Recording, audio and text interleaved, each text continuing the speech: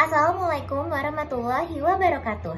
Perkenalkan, saya Zarina Anggita, mahasiswi Ilmu Komunikasi Universitas Muhammadiyah Yogyakarta, peserta mata kuliah Penelitian Komunikasi Kualitatif tahun 2024 dengan NIM 202205301060. Pada video kali ini, saya akan menjelaskan materi tentang analisis framing.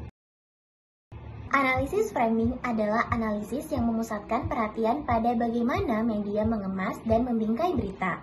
Proses menganalisis pakai metode framing ini dilakukan dengan memilih peristiwa tertentu untuk diberitakan dan menekankan aspek tertentu dari suatu peristiwa melalui kata, aksentuasi kalimat, gambar, atau kerangka tertentu.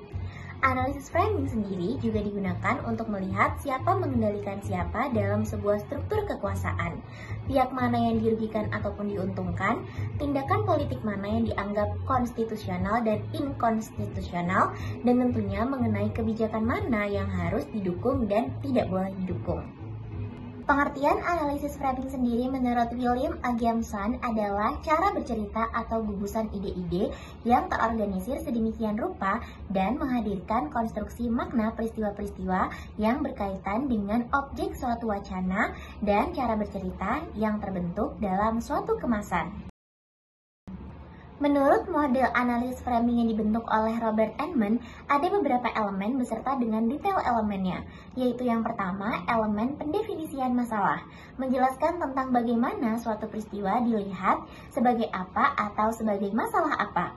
Yang kedua, memperkirakan masalah atau sumber masalahnya, menjelaskan tentang kita harus melihat masalahnya dan siapa aktor yang dianggap sebagai penyebab masalahnya. Yang ketiga, membuat keputusan moral, menjelaskan tentang nilai moral apa yang disajikan untuk menjelaskan masalah, nilai moral apa yang digunakan untuk melegitimasi atau mendelegitimasi suatu tindakan.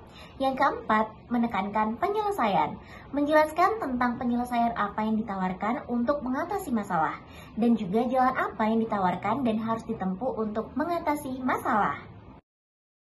Faktor-faktor yang mempengaruhi pemberitaan menurut Schumacher dan Riset terdapat 5 faktor, yaitu yang pertama ada ideological level. Pada level ini tampak bagaimana kekuasaan media mempengaruhi pemberitaan, bahwa struktur yang lebih dominan diyakini mampu mengubah kondisi sesuai yang diinginkan. Yang kedua ada extramedia level. Di sini artinya adalah hal-hal yang ada di luar media itu atau faktor eksternal.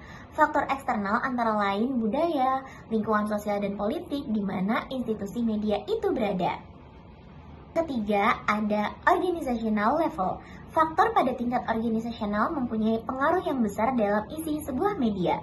Pada struktur organisasi media, pengelola media dan wartawan bukan lagi menjadi komponen tunggal yang terlibat dalam proses produksi berita. Yang keempat, ada media routines level. Inti dari level ini adalah bagaimana rutinitas media dapat mempengaruhi proses produksi berita terhadap isi media. Yang kelima ada individual level. Level individu ini melihat bagaimana pengaruh aspek-aspek personal dari pengelola media dalam mempengaruhi pemberitaan yang akan disampaikan kepada khalayak. Baik teman-teman, sekian penjelasan yang dapat saya sampaikan mengenai analisis framing. Kurang lebihnya mohon maaf. Wassalamualaikum warahmatullahi wabarakatuh.